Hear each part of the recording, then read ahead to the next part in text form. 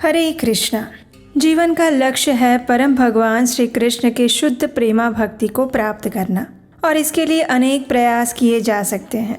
हमारे शास्त्रों और पुराणों में ऐसी अनेक चीजें बताई हैं जिसके पालन से हम अपने आध्यात्मिक जीवन में प्रगति कर सकते हैं और इसी जन्म में इस जन्म मृत्यु के चक्र से मुक्त हो सकते हैं। और ऐसा ही एक प्रयास है मार्गशीर्ष मास में परम भगवान श्री कृष्ण की सुंदर दिव्य लीलाओं का श्रवण करना। और इसीलिए इस मार्गशीर्ष मास विशेष कथा श्रृंखला में हम आपके लिए प्रतिदिन भगवान श्री कृष्ण की सुंदर लीलाएं पुराणों से लेकर आ रहे हैं। आप सभी इन्हें ध्यान पूर्वक सुनते हैं और इससे पुण्य फल अर्जित करते हैं। ये हमारे लिए अत्यंत प्रसन्नता की बात है। तो चलिए इसी मार्गशीर्ष मास कथा श्रृंखला को आगे बढ़ाते हैं और आरंभ करते हैं आज के अध्याय का।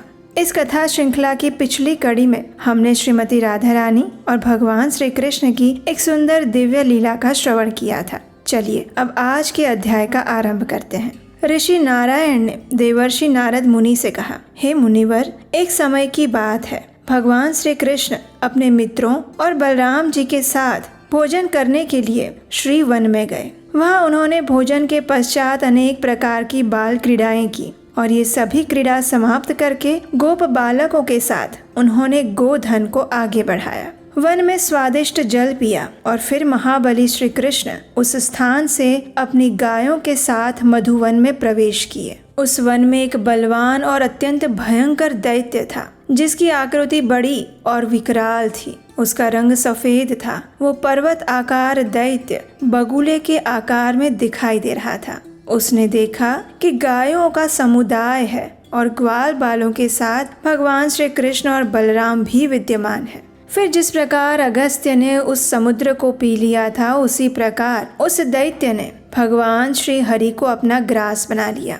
जब सभी ग्वाल बालों ने ये देखा तो वे सब भय से कांप उठे, हाहाकार करने लगे। ये सब कुछ देखकर देवता गण भी भय से कांप गए और अपने अपने अस्त्र शस्त्र हाथ में लेकर दौड़ पड़े। देवराज इंद्र ने वज्र चलाया, लेकिन उसके प्रहार से बकासुर नहीं मर पाया, केवल उसकी एक पांख चली गई।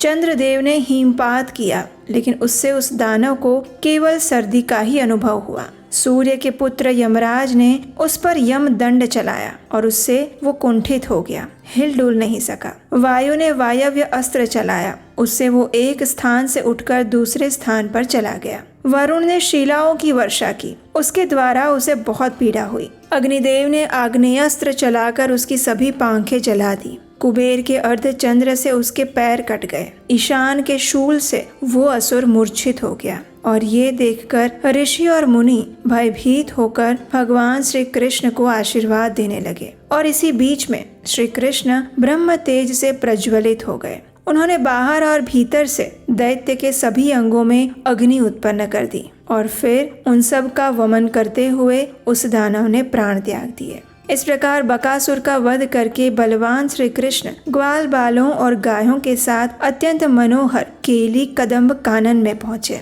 उस समय वहाँ वृष रूपधारी प्रलंब नामक असुरा पहुँचा, जो बड़ा ही बलवान, महान, धूर्त और पर्वत के समान विशालकाय था। उसने दोनों सिंगों से श्री हरि को उठाकर घुमाना आरंभ किया और ये देखकर सभी ग्वाल बाल इधर उधर भागने और रोने लगे। लेकिन बलराम जी जोर जोर से हंसने लगे, क्योंकि वे जानते थे कि श्री कृष्ण यानी मेरा भाई साक्षात परमेश्वर है। उन्होंने बालकों को समझाया और कहा कि भय किस बात का, चिंता मत करो। और इधर मधुसूदन ने स्वयं उसके दोनों सिंग पकड़ लिए, उसे आकाश में घुमाकर भूतल पर फेंक दिया। दैत्य प्रलंबासुर पृथ्वी पर गिरकर अपने प्राणों से हाथ धो बैठा। और ये देखकर सभी ग्वाल बाल हंसने, नाचने और खुशी से झूमने लगे। प्रलंबासुर का वध करके बलराम जी के साथ श्री कृष्ण तुरंत गोचारण के कार्य में जुट गए। वे गायों को चराते हुए भांडीर वन के पास जा पहुँचे और उस समय माधव को जाते हुए देखकर बलवान दैत्यराज केशी ने अपनी टाप से धरती को खोदते हुए शीघ्र ही उन्हें घेर लिया। उसने श्री हरि को मस्तक पर चढ़ाकर संतुष्ट होकर आकाश में 100 योजन तक उछाल उछाल कर घुमाया और अंत में पृथ्वी पर गिर पड़ा।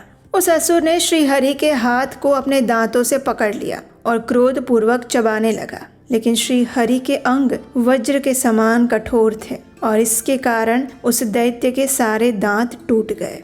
श्री कृष्ण के तेज से दग्ध होकर उसने भूतल पर प्राणों का परित्याग कर दिया।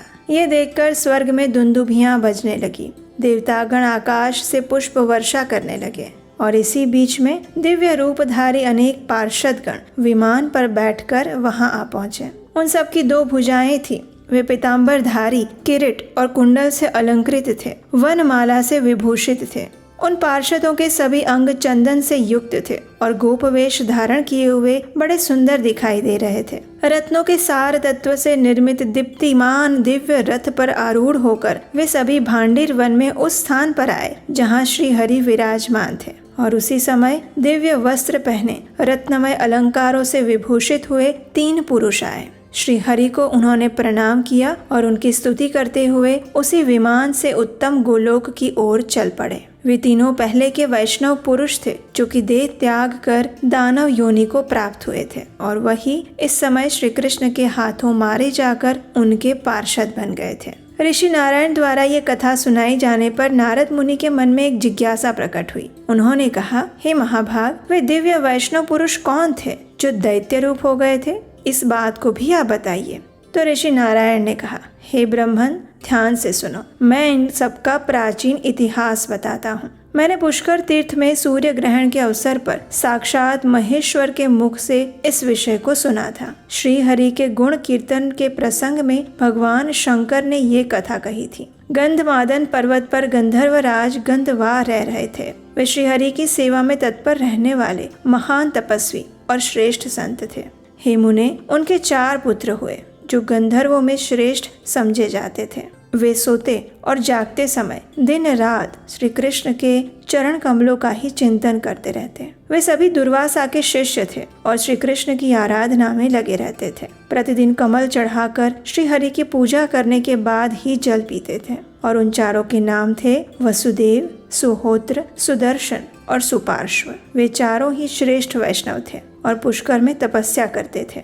चिरकाल तक तपस्या करने के बाद उन्होंने मंत्र को सिद्ध कर लिया था। उन 4 में से ज्येष्ठ वसुदेव था। वो दुर्वासा से योग्य शिक्षा पाकर योगियों में श्रेष्ठ और सिद्ध बन गया। उसने कभी विवाह नहीं किया। वह ब्रह्म तेज से प्रज्वलित होकर तत्काल देह त्याग कर श्री कृष्ण का पार्षद हो गया। अब एक दिन बाकी के 3 भाई चित्र सरोवर के तट पर गए। वे सूर्योदय के काल में श्री हरि की पूजा के लिए कमल लेना चाहते थे। कमलों का संग्रह करके जाते हुए उन वैष्णवों को जब भगवान शंकर के सेवकों ने देखा, तब वे सब उन्हें बांधकर अपने साथ ले गए। शिवजी के सेवक शरीर से बलिष्ठ थे, इसलिए उन दुर्बल वैष्णवों को पकड़कर उन्हें शंकर जी के पास ले आए। भगवान शिव को देखकर उन सभी वैष्णवों ने भूतल पर माथा टेककर उन्हें प्रणाम किया और भगवान शिव भी उन्हें उत्तम आशीर्वाद देते हुए शीघ्र ही उनसे बात करने लगे। उस समय उनके प्रसन्न मुख पर मुस्कुराहट खिल रही थी। और फिर भगवान शिव ने उनसे पूछा, पार्वती के सरोवर में प्रवेश करके कमल लेने वाले तुम लोग कौन हो? पार्वती के व्रत की पूर्ति के लिए 1 लाख यक्ष उस सरोवर की रक्षा करते हैं। पार्वती पति विषयक सौभाग्य की वृद्धि के लिए जब त्रैमासिक व्रत आरंभ करती हैं, तब वे लगातार 3 महीने तक श्री हरि को भक्ति भाव से प्रतिदिन 1 सहस्त्र कमल चढ़ाती हैं। भगवान शिव का ये वचन सुनकर वे तीनों वैष्णव अत्यंत भयभीत हो गए। भक्ति भाव पूर्वक मस्तक झुकाकर हाथ जोड़कर कहने लगे, हे प्रभु, हम लोग गंधर्व राज गंधवाहन के पुत्र गंधर्वों में श्रेष्ठ हैं। हे महेश्वर, हम प्रतिदिन श्री हरि को कमल चढ़ाकर ही जल पीते हैं। हम ये नहीं जानते थे कि पार्वती माता द्वारा इस सरोवर की रक्षा की जाती है। आप ये सभी कमल ले लीजिए और अपने व्रत को सफल बनाइए। हे महादेव, हम आज कमल नहीं चढ़ाएंगे और जल भी नहीं पिएंगे। हमने आपको ही वे कमल अर्पित कर दिए। जिनके चरण कमल का प्रतिदिन चिंतन करके हम कमल से पूजा करते हैं, आज साक्षात उन्हीं को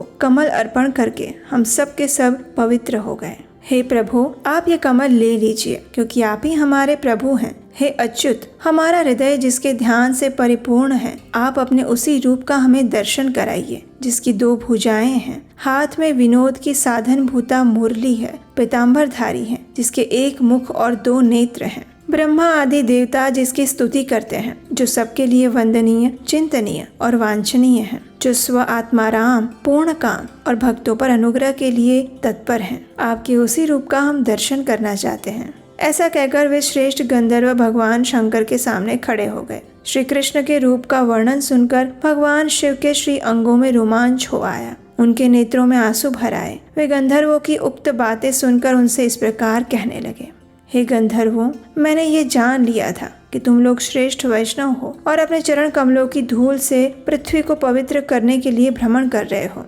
मैं श्री कृष्ण भक्त के दर्शन की सदा ही इच्छा करता हूँ, क्योंकि साधु संत तीनों लोकों में दुर्लभ हैं। तुम लोग मुझे पार्वती और देवताओं से भी बढ़कर प्रिय हो। मुझे वैष्णव जन अपने और भक्तों से अधिक प्रिय हैं। लेकिन मैंने पूर्व काल में जो प्रतिज्ञा की थी वो भी व्यर्थ नहीं होनी चाहिए। हे महाभाग वैष्णवों, सुनो, मैंने कह रखा है कि पार्वती के व्रत के समय जो भी मनुष्य किसी अन्य व्रत के लिए इस सरोवर से कमल ले जाएंगे वे शीघ्र ही आसुरी योनि को प्राप्त होंगे, और इसमें कोई संशय नहीं है। श्री कृष्ण के भक्तों का कहीं भी अशुभ नहीं होता। तुम लोग पहले दानवी योनि में पड़कर फिर निश्चय ही गोलोक धाम में पधारोगे। तुम्हारे मन में श्री कृष्ण के रूप का प्रत्यक्ष दर्शन करने की उत्कंठा है, इसलिए हे बालकों, तुम्हें भारतवर्ष के वृंदावन में उस रूप का अवश्य दर्शन प्राप्त होगा। तुम वैष्णव शिरोमणि बन जाओगे और दिव्य विमान पर आरूढ़ होकर हरिधाम को प्राप्त करोगे।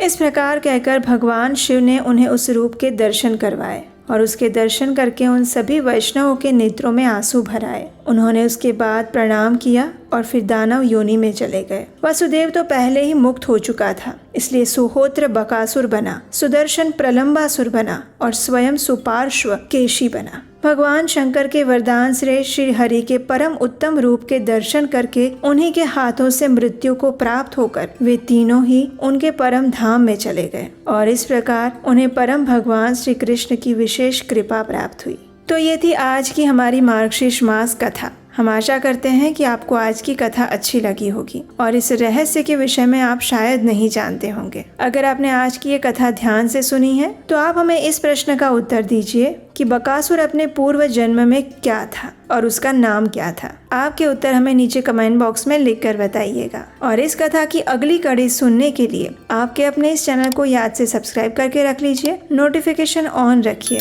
ताकि इसी कथा का अगला भाग आप सरलता से सुन पाए। आप हमारे व्हाट्सएप और टेलीग्राम ग्रुप से भी जुड़ सकते हैं, उसके लिंक नीचे डिस्क्रिप्शन बॉक्स में दिए गए होंगे। तो चलिए परम भगवान श्री कृष्ण की इन दिव्य लीलाओं का स्मरण करते हुए अपने मार्गशीर्ष मास को और अधिक पवित्र और पुण्य फलदायी बनाते हैं। हरे कृष्णा।